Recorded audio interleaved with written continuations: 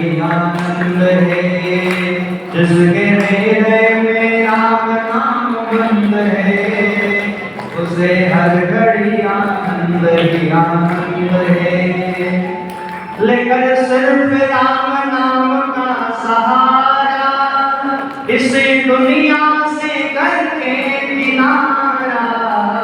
लेकर सिर्फ राम नाम का सहारा, इसे दुनिया से करके किनारा। प्रभु राम की रजा में जो रजामंद है, प्रभु राम की रजा में जो रजामंद है, उसे हर घड़ी आनंद ही आनंद है।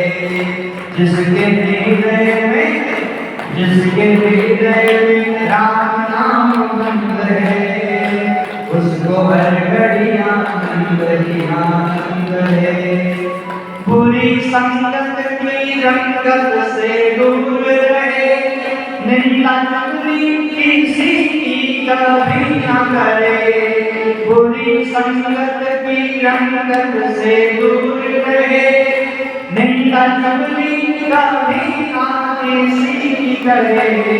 जिसको सत्संग हरदम ही पसंद है, जिसको सत्संग हरदम पसंद है, उसको हर घड़ी आनंद ही आनंद है। जिसके हृदय में राम नाम बंद है। तुम्हारा जिसका हृदय पवित्र है, जिसका मन पवित्र है, वो गंगा न नहाए वो भी पवित्र है। और जिसका मन में पाप है, जिसके मन में पाप है ना, वो 100 बार गंगा नहाने तो भी मुक्ति नहीं मिलेगी महाराज। इसीलिए मन को पवित्र करो, मन को पवित्र करो महाराज। मन पवित्र कब होगा? मन पवित्र होगा भगवान की कथा सुनने से, भगवान की भक्ति करने से मन पवित्र होता है। ध्यान दीजिए, मन पवित्र होगा भगवान की भक्ति करने से। अरे भगवान आपके नौकर बनने के लिए तैयार हैं। भगवान प्रकट हो गए और भगवान प्रकट होकर के बोले महात्मा आप जो एक गीता पढ़ते हो, लेकिन मुझे बिल्कुल अच्छी नहीं लगती, मुझे बिल्कुल पसंद नहीं है, अच्छी नहीं लगती है, आप वैसे ही पढ़ रहे हो। संत बड़े खुश हो गए, संत की आंखों से आंसू गिरने लगे। संत बोले भगवान मुझे पता नहीं था कि आप गीता सुनते भी हो। आज मुझे बड़ी प्रसन्नता हुई कि चलो मेरा गीता पढ़ना सफल हो गया। जो आप जो है मेरे गीता को सुनते हो महाराज, मेरी गीता को सुनते हो। देखिए एक बार तुलसीदास जी महाराज वृंदावन में गए, तो वृंदावन में भगवान बाकी विराज जी हैं, है ना। सब लोग भगवान को प्रणाम कर रहे हैं, तुलसीदास जी चुपचाप खड़े हैं। तुलसीदास जी बोले मैं प्रणाम नहीं करता। सब लोग बोले क्यों?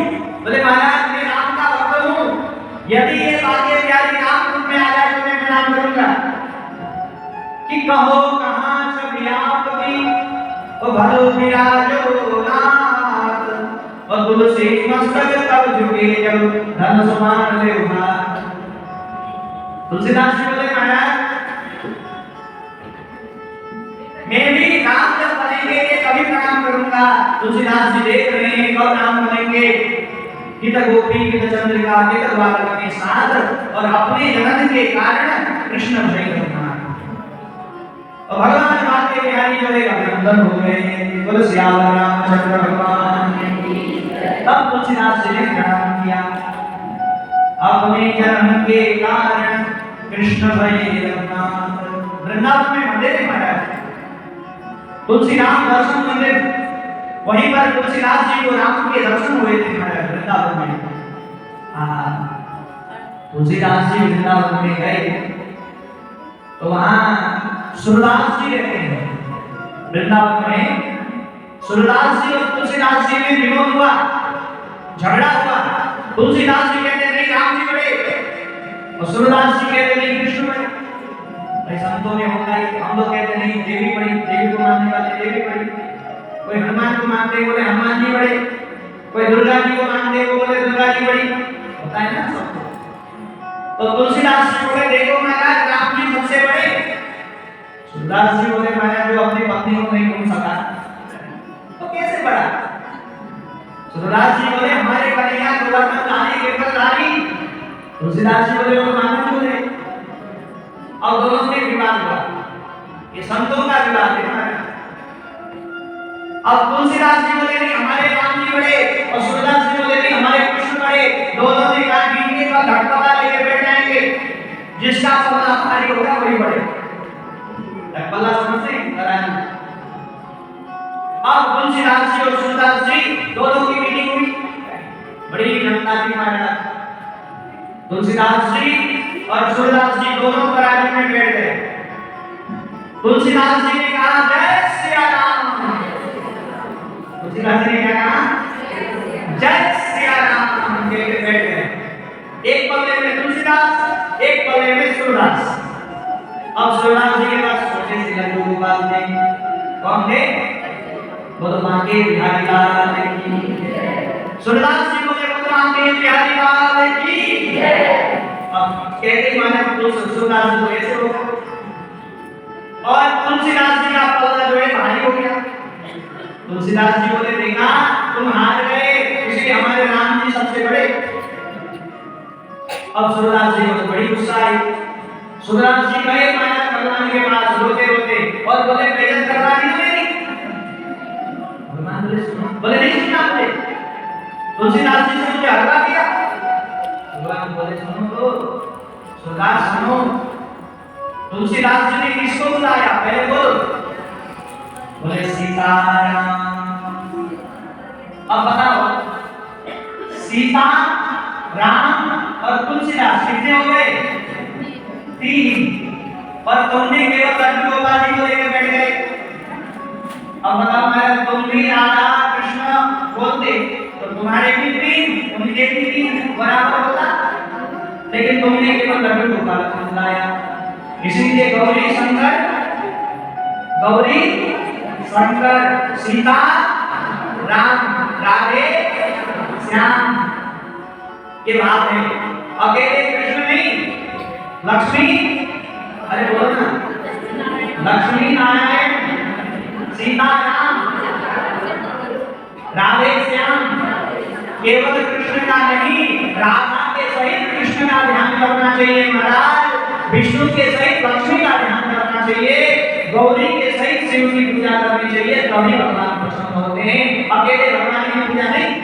ये गोवर्धन भगवान जो है ना मंदराचल पर्वत के पुत्र हैं। अगस्त मुनि ने कहा कि आपको हम वहां ले जाएंगे बनारस, तो भोलेनाथ की नगरी में आप निवास करो। तो गोवर्धन ने कहा ठीक है, आप मुझे जहां स्थापित करोगे मैं वहां से भूलना नहीं। तो अगस्त मुनि गोवर्धन पर्वत को ला रहे थे, तो महाराज वृंदावन आया। तो गोवर्धन ने विचार किया कि हाँ भगवान की अवतार होगा तो मैं यही रुक जाता हूँ। तो गोवर्धन भारी हो गए। अगस्त मुनि ने वहां स्थापित किया, और जैसे उठाने का प्रयास किया गोवर्धन जी ने अपनी शपथ दिलाई, संकल्प याद दिलाया और बोले कि महाराज अब मैं नहीं रुकूंगा। तो अगस्त मुनि ने श्राप दिया कि बोले तुम जो है तुम बिल घटोगे कलयुग में। तो आप देख रहे हैं गोवर्धन भगवान जो है बिल घट रहे हैं। पहले जितने थे वो घट रहे हैं। कहते हैं पहले वृंदावन में छाया पड़ती थी गोवर्धन की, लेकिन अब नीचे हो रहे हैं महाराज, बहुत नीचे हो रहे हैं। गोवर्धन की 7 कोस की परिक्रमा है। देखिए अब इंद्र ने कहा कि सब व्रतवासी यदि मर गए तो पानी बंद कर दो। नारद जी बोले महाराज वहां तो धूल उड़ रही है। इंद्र बोला पानी गया तो गया कहां, कितनी घोर कठोर वर्षा हुई। बोले महाराज एक तो सुदर्शन भगवान पानी को सुखा रहे हैं, दूसरा शेषनाग भगवान पानी को बांध बना रहे हैं, और तीसरा अगस्त जी पूरे पानी को पी रहे हैं। बोले अगस्त जी राम अवतार में प्यासे थे, क्या हुआ? देखो महाराज ब्राह्मण का पेट और मंदिर का गेट हमेशा बड़ा होता है। ब्राह्मण को कोई चैलेंज नहीं देना चाहिए। अब माता जानकी बोली अरे ब्राह्मण कोई खाते नहीं, अब किसी को भी बुलाओ 2 रोटी खाते हैं, तो माता जानकी ने कहा राम जी ऐसे ब्राह्मण को बुलाइए जो खिलाने में भी मजा आए। राम जी बोले ठीक है, ऐसे ब्राह्मण को बुलाएंगे। तो राम जी ने अगस्त्य मुनि को बुलाया, ध्यान से सुनिए, अगस्त्य मुनि को बुलाया राम जी ने और बोले कि जब तक इशारा ना करो तब तक चलता रहे आपका। जी महाराज। अब राम जी बोले जानकी ब्राह्मण बुलाया हूं, खिलाओ। हाँ? ब्राह्मण को जो है जानकी मैया भोजन कराने लगी। अब जानकी मैया बड़ी प्रसन्न हुई, 2 रोटी खाया, 4 रोटी खाई और सुबह से शाम हो गई, खाए नहीं महाराज, खाए नहीं। जानकी मैया बोले अरे ऐसा काम है कि खाई जाए। जानकी मैया सोचने लगी मेरे से नहीं होगा, गणेश जी को बुलाया, रिद्धि सिद्धि सबको बुलाया, अन्नपूर्णा सबको बुलाया। अब गणेश जी खेलने लगे, रिद्धि सिद्धि सब्जी बनाने लगी, माता जानकी परोसने लगी, खीर पूरी हलवा। ब्राह्मण को चैलेंज दिया ना। अब महाराज वो खा रहे हैं, खाते खाते महाराज अन्नपूर्णा का भंडार खाली हो गया। गणेश जी ने हाथ खड़ा कर दिया, बोले मैं नहीं खिला सकता। अब जानकी सोचने लगी अब क्या करें। राम जी से कही, बोले राम जी हद होती है ब्राह्मण जी भी, ऐसे कोई खाते हैं क्या। राम जी बोले क्या हुआ। बोले महाराज 6 महीने हो गए अगस्त्य जी खाई नहीं। बोले पूछो थोड़ा पानी वाली पीजिए। अब जानकी मैया गई, अगस्त्य जी से पूछी महाराज कुछ पानी पियोगे। अगस्त्य जी बोले भोजन जब आधा होगा तब पिएंगे।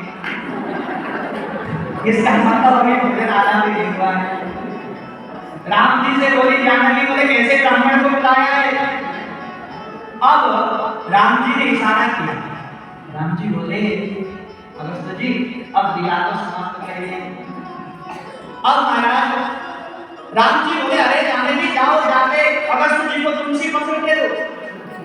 जैसे ही महाराज अगस्त्य जी को जानकी मैया ने तुलसी पत्र दिया, अगस्त्य जी को तो डकार आ गई। अगस्त्य जी बोले अरे मैया यही काम आप 2 रोटी में करती तो मैं पहले ही खत्म कर देता। तो तुलसी पत्र जो है संत लोग उसको पाते हैं भोजन के साथ, तो भोग लगता है तुलसी पत्र से। अब अगस्त्य जी बोले मैया मेरा भोजन आधा हुआ है, अब मुझे पानी पिलाओ। जानकी बोली राम राम राम, भोजन को 6 महीने देखते हैं, पानी कितने महीने में देगा। इसीलिए राम जी बोले महाराज एक काम करो, इस अवतार में आप भोजन करो, अगले अवतार में जब इंद्र वर्षा करेगा तब आप पानी पी लेना। तो जब इंद्र जो है वर्षा कर रहा था तो भगवान श्री कृष्ण ने अगस्त्य जी को बुलाया, हे अगस्त्य जी आप आओ और इस पानी को पी लो।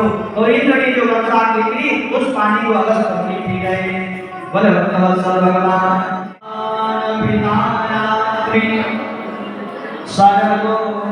सर्वोत्तमल्लिका भिक्षरन्तुं मनश्चक्रे योगमायानुपाश्रितः।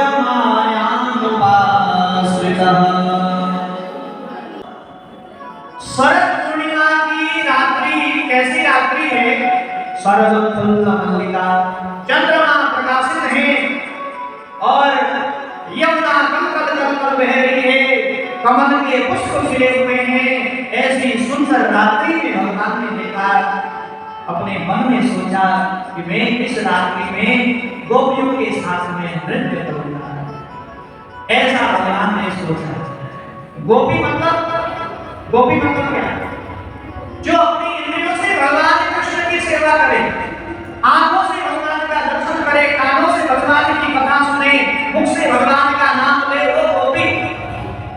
गोपी इंद्रियैः कृष्ण रसं सेवति गोपी, जो अनेक इंद्रिय से भगवान कृष्ण का चिंतन करे वो गोपी। ये गोपी साधारण नहीं है महाराज, पूर्व जन्म में खूब तपस्या की तब जाकर के गोपी बनी। पूर्व जन्म के जो ऋषि मुनि थे उन्होंने खूब तपस्या की, इस जन्म में गोपी बन के आए। इसलिए गोपी साधारण शब्द नहीं है, गोपी भगवान की भक्ति का नाम गोपी है। अब भगवान ने बंसी बजाई महाराज, निशम्य गीतं तदनंगवर्धनम् प्रजाश्रिया कृष्ण गृहीतमानसा बजाई।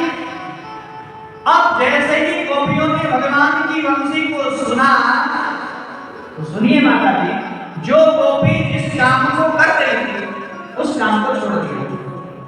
कोई झाड़ू लगा रही थी, कोई बर्तन धो रही थी, कोई पूजा कर रही थी, कोई खाना बना रही थी, कोई नाम। अब घर में सबसे अलग अलग काम होते हैं, होते हैं नहीं पता। कोई कपड़े धो रही होती है, कोई झाड़ू लगा रही होती है, कोई बर्तन धो रही होती है, कोई सब्जी काट रही होती है, कोई खाना बना रही होती है, कोई बर्तन मांज रही होती है, कोई गाय गौ सेवा कर रही होती है। सबके अलग अलग काम होते हैं, सबके। कोई पानी भरना। तो जो गोपी जिस काम को कर रही थी उस काम को छोड़ दिया। देखिए भागवत में तो इतना तक लिखा है कि कोई हाथों में काजल लगा रही थी, कोई महाराज आंखों में काजल लगा रही थी, कोई पांव में पायल बांध रही थी। और जो गोपी जिस काम को कर रही थी उस काम को त्याग दिया। उस काम को गोपी ने त्याग दिया और भगवान के पास में चली गई। देखिए एक पत्नी भोजन बना रही थी, अपने पति को भोजन दे रही थी। जैसे भगवान की बंसी को सुना, भोजन देना बंद कर दिया और दौड़ी दौड़ी जैसी अवस्था में थी वैसी चली गई। एक गोपी को उसके पति ने बंद कर दिया दरवाजे में। सुनिए कितनी आश्चर्यचकित घटना है। उसके पति ने उसको बंद कर दिया, बोले तू देख के जाने नहीं दूंगा, लेकिन वो अपना प्राण त्याग दी और सबसे पहले भगवान के पास में पहुंच गई। अब गोपियां झुंड की झुंड गोपी जा रही है, हजार हजार गोपियां भगवान कृष्ण के पास पहुंच गई। भगवान बंसी बजाए, पीतांबर पहने हुए हैं। भगवान जो है बंसी बजा रहे हैं, पीतांबर पहने हुए हैं और भगवान की बंसी के धुन को सुनकर गोपियां भगवान के पास में गई। अब महाराज भगवान ने गोपियों का स्वागत किया। स्वागतम गो महाभाग में जावैली प्रेम की धारा। तो महाराज इस वृंदावन में गोपियां घूम रही हैं। एक केशव है माधव। अब राधा रानी ने मन में विचार किया कि यदि कृष्ण को हमने गोपियों से नहीं मिलाया तो गोपियां मर जाएंगी। राधा रानी बोली कन्हैया एक काम करो ना। क्या? बोले महाराज मुझे मैं चल नहीं पा रही हूँ, मुझे कंधे पे चढ़ा दो ना चले तुम। आगे काम इस कंधे आगे काम बता रही हूँ, चले तुम, मैं चल नहीं पाऊंगी। भगवान बोले ठीक है यहाँ बैठ जाओ, कंधे पे चढ़ जाओ। जैसे ही राधा रानी भगवान के कंधे पर चढ़ने के लिए तैयार हुई, राधा रानी को छोड़कर भगवान वहां से भी गायब हो गए। बोले राधा रानी। अब गोपियां ढूंढते ढूंढते राधा रानी से मिली। राधा रानी से बोली राधा तुम्हारे साथ तो कृष्ण थे। राधा बोली अरे गोपी तुम्हारे मन में जो घमंड था उसी के कारण कृष्ण मुझे छोड़ करके चले गए। मेरे मन में भी अभिमान आ गया, इसीलिए कभी भी अभिमान नहीं करना मेरे प्यारे, कभी भी अभिमान नहीं करना। लोग क्या करते हैं, ममता दान करते हैं, है ना। कहीं भी दान करते हैं और उसमें नाम लिखवाते हैं महाराज। 3 पीढ़ी के पिता, दादाजी, परदादाजी। तो ये दान करने में जब आप नाम लिखाते हो ना तो सारा पुण्य खत्म हो गया। ये बात ध्यान रखिए। दान करने से एक हाथ से दान करो तो दूसरे को पता न लगे महाराज। लेकिन तो हमने ये दान कर दिया और मेरे बाद लोगों ने जैसे देख लिया तो उनका जो पुण्य था वो खत्म हो गया। इसीलिए पुण्य दान होता है। सज्जनों ये गीत इतना सुंदर है, इस गीत को कोई गाए तो भगवान उसके पास में आकर के बैठ जाते सुनने के लिए। जयति तेधिकं जन्मना प्रजा श्रयत इंदिरा शाश्वत प्रभे दरिद्रेश्यता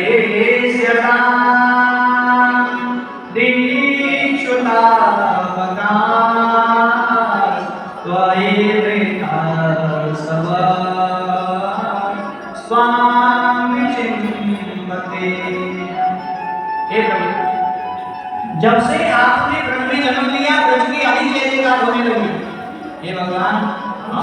सी बड़ी गलती हो गई जो आप हमें छोड़ करके चले गए। हे माधव, हमने आपके लिए क्या नहीं किया? अपने पति को छोड़ा, अपने बच्चे को छोड़ा, अपने सास ससुर सबको त्याग किया गोविंद, लेकिन आपने हमें छोड़ दिया। हे माधव, पति सुदान भय, भाई बंधु रिश्ते नाते सबको हमने त्याग दिया, और हे छलिया तुमने हमें छोड़ दिया। हे कन्हैया, जिस प्रकार जल के बिना मछली की जीवित होती, उसी प्रकार हम भी आपके बिना एक पल भी नहीं जी सकते महाराज। ये गोविंद ऐसा अन्याय मत करो। और तुम्हारी कथा को जो सुनता है वो पागल हो जाता है, चाहे वो कोई भी क्यों हो, वो दर्द का भिखारी हो जाता है। बलि को देखो, बलि आपका भगत हो गया, आपने उसको चुना क्या किया? ये आपकी आदत है। आपका जो भगत है सुदामा कितना गरीब है, आपकी जो भक्ति करता है उसको आप पागल बना देते हो। ये आपकी आदत है। और आपकी कथा सुनने वाला व्यक्ति सब छोड़ देता है और वैराग्य धारण करके माला जपने लग जाता है। तव कथामृतम तप जीवनम, ये बात सत्य है। जिसने भगवान की कथा सुन ली वो सारा धन छोड़ कर आज बिल गेट्स को देखिए, बड़े अरबपति हैं लेकिन भगवान के भक्त हो गए। सोचिए, अमेरिका के भक्त, इस्कॉन के भक्त हैं, सब छोड़ देते हैं, भजन करते हैं भगवान का। आज विश्व का सबसे बड़ा मंदिर वृंदावन में बन रहा है, चंद्रोदय, बहुत ऊंचा है, 600 फीट ऊंचा, इतना बड़ा मंदिर बन रहा है वृंदावन में। तो बोले, गोपियां कहती है माधव, आपने इस रात्रि में हमें छोड़ करके चले गए, हमारी कौन सी गलती थी? हे प्रभु, यदि आपने हमें दर्शन नहीं दिया तो हम अपने प्राणों को त्याग देंगे। इस प्रकार जो है गोपियां विलाप करने लगी महाराज। वृंदावन की वो रात्रि में गोपियां रुदन कर रही हैं, और उस रुदन को सुन करके भगवान कृष्ण जो है वहां गोपियों के मध्य में प्रस्तुत हो गए महाराज। बोले रास बिहारी सरकार की जय। आइए हम भी अपने मन को वृंदावन के उस पावन भूमि पर लेकर चले जहां गोपियों के साथ में भगवान कृष्ण जो है रास कर रहे हैं।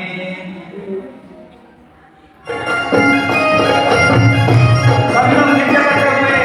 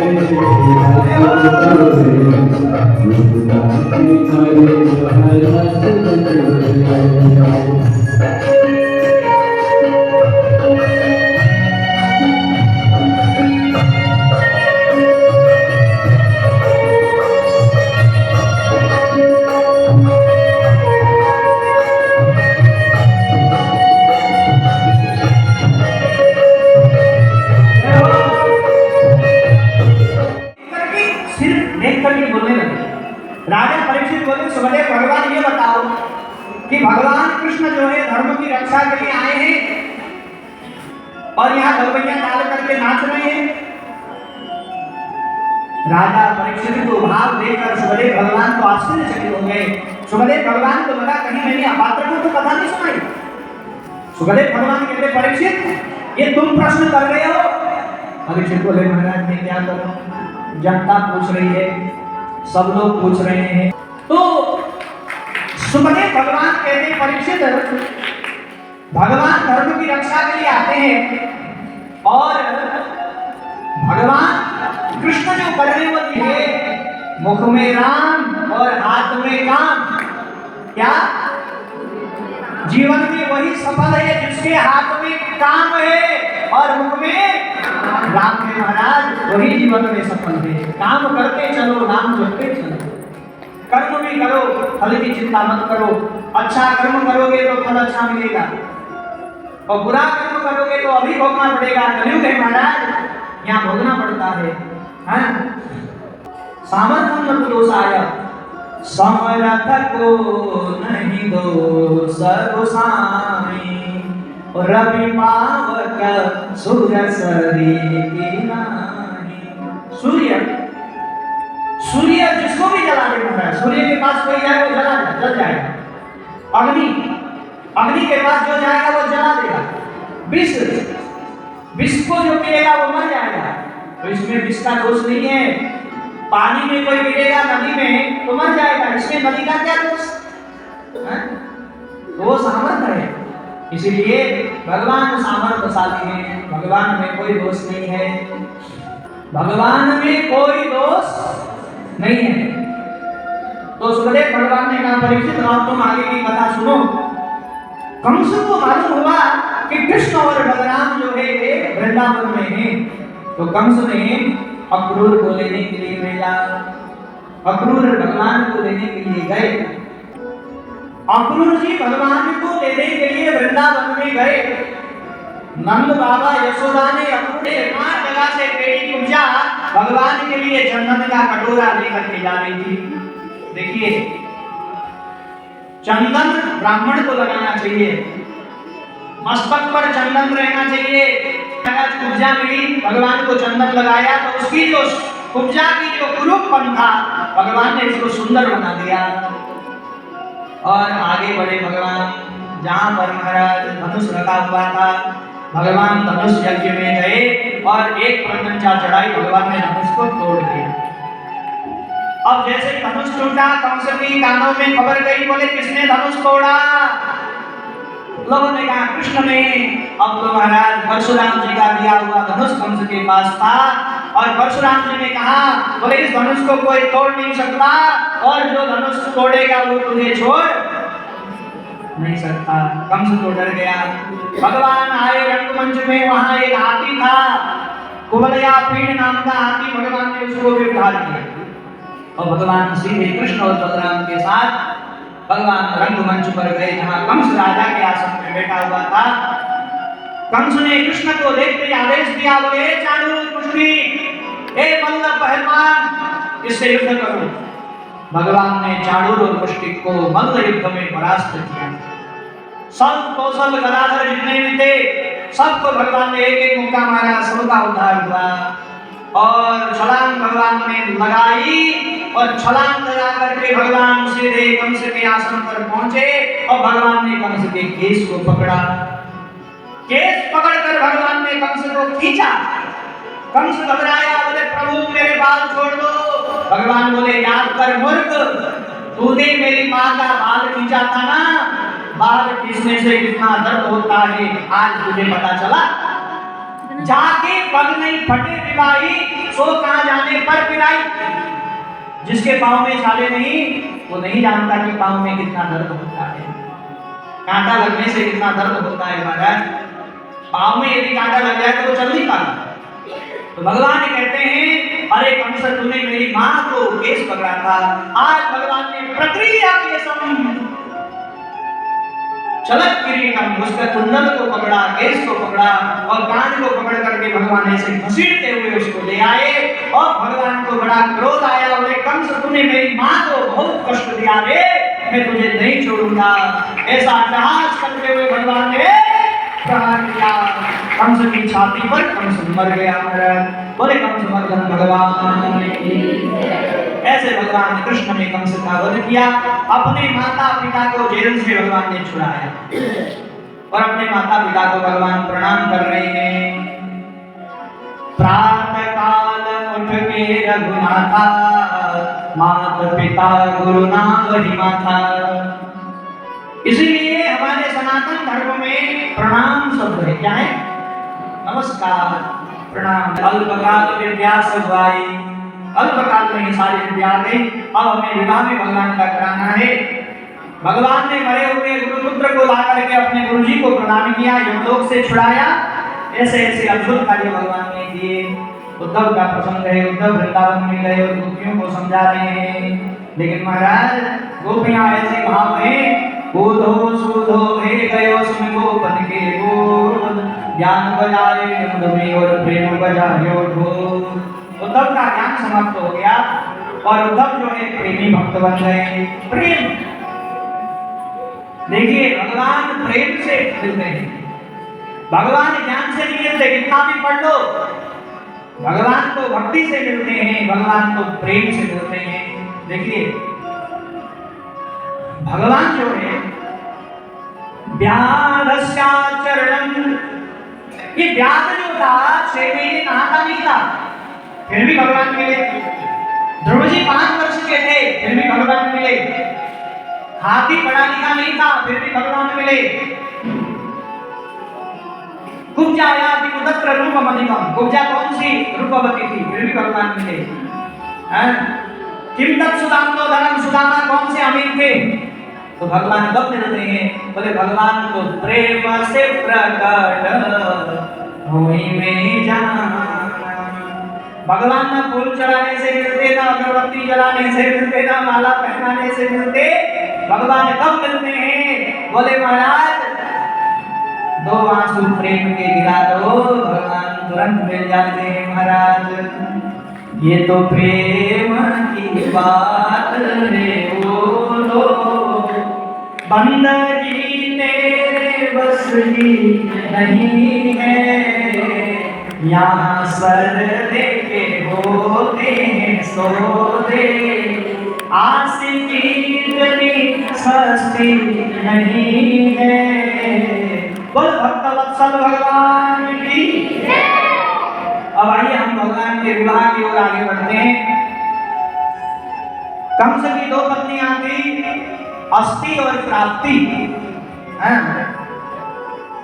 कंस की 2 पत्नियां थी, अस्थि और प्राप्ति।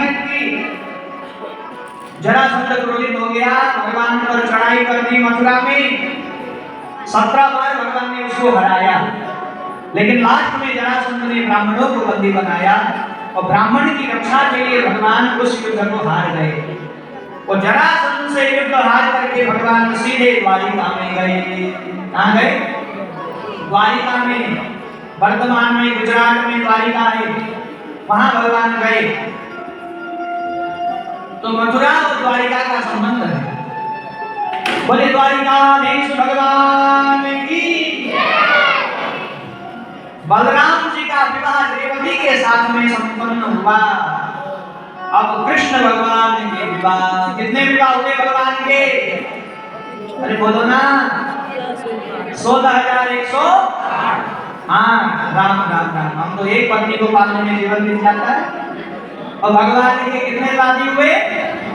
16,108। हाँ, सोचिए कभी तो झगड़ा होता होगा? कभी झगड़ा नहीं हुआ महाराज।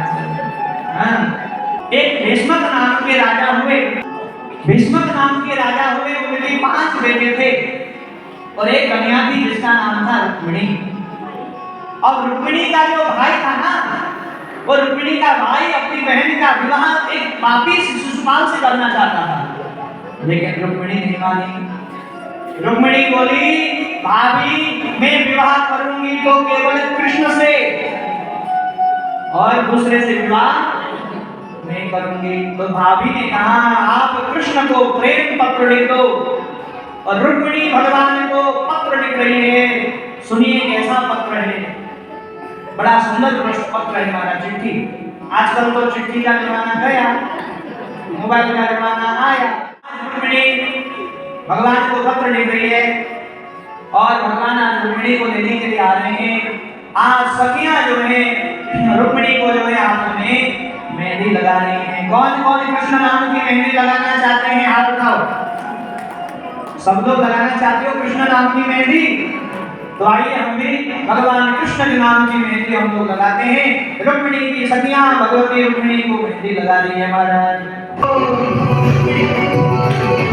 आओ मेरी सखियों मुझे मेहंदी लगा दो, मेहंदी लगा दो मुझे, सुंदर सजा दो मुझे, श्याम सुंदर की दुल्हन बना दो।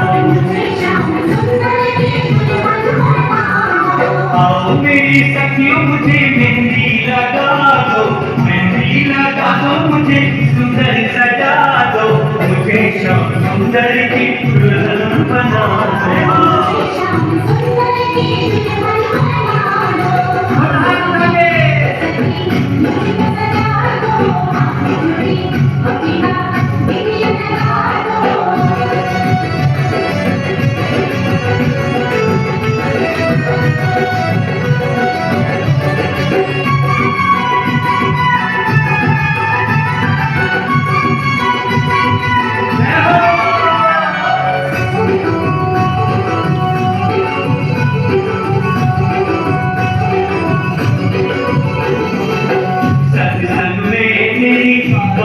चलाई सतगुरु ने मेरी गिनी सजाई, हम सत्संग में मेरी बात चलाई, सतगुरु ने मेरी गिनी सजाई।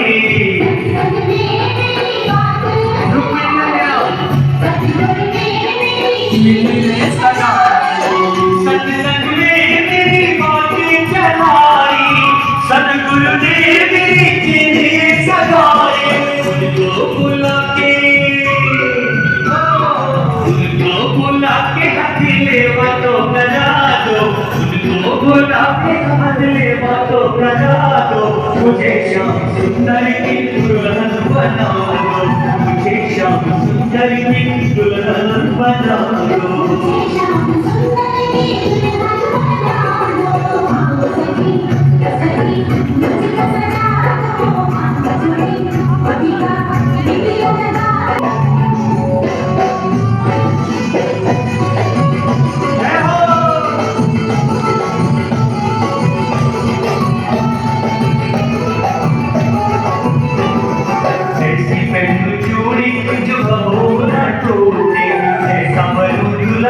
जो कबो न छूटे,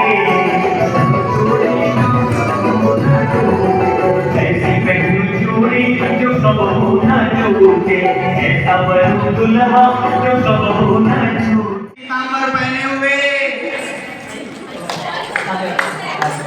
धीरे धीरे आ रहे हैं और रुक्मिणी का हाथ, तो ये भागो, अरे भागो, भाग गए महाराज। रुक्मिणी पहनाओ माला, ताली बजाओ। अब कन्हैया रुक्मिणी को माला पहनाएंगे। मंगलम भगवान विष्णु मंगलम गरुड़ध्वज मंगलम पुंडरीकाक्ष मंगलाय। रामस्वरूप जी भगवती रुक्मिणी का हाथ कन्यादान करो, भगवान कृष्ण के हाथ में दे दीजिए। हाँ, सब लोग तैयार हैं? बिल्कुल। मंगलम भगवान विष्णु मंगलम गरुड़ध्वज मंगलम पुंडरीकाक्ष मंगलाय तनोहरि। विवाह संपन्न हुआ, कन्यादान हुआ। अब महाराज 7 फेरे ले रहे हैं। चलो 7 फेरे लगा। एक बार एक आपका याद करेगा। जय हो।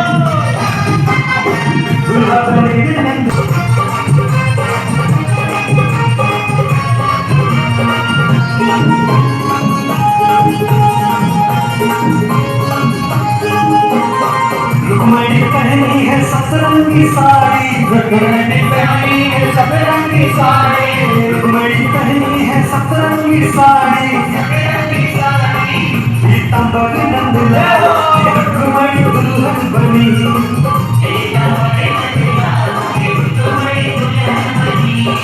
दुल्हन बनी, दुल्हन बनी, दुल्हन बनी, दुल्हन बनी, दूल्हा बने नंद लाल रुक्मणी दुल्हन बनी। रुक्मणी पहने है मोती में माला, दूल्हा बैजंती माल, रुक्मणी दुल्हन बनी है। शाम की शादी है, शाम की शादी है, शाम की शादी है, शाम की शादी है, शाम की शादी है, आज मेरी शाम की शादी है, आज मेरी शाम की शादी है, आज मेरी शाम की शादी है, आज मेरी शाम की शादी है।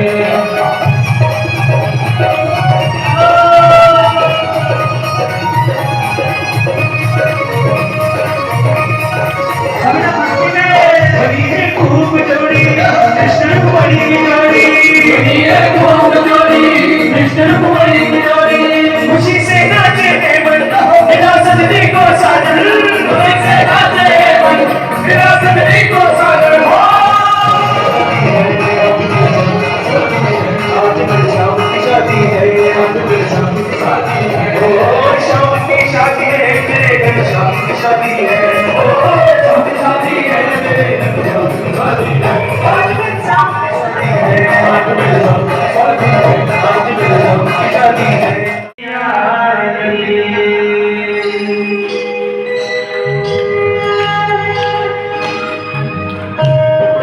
सभी लोग जय हो।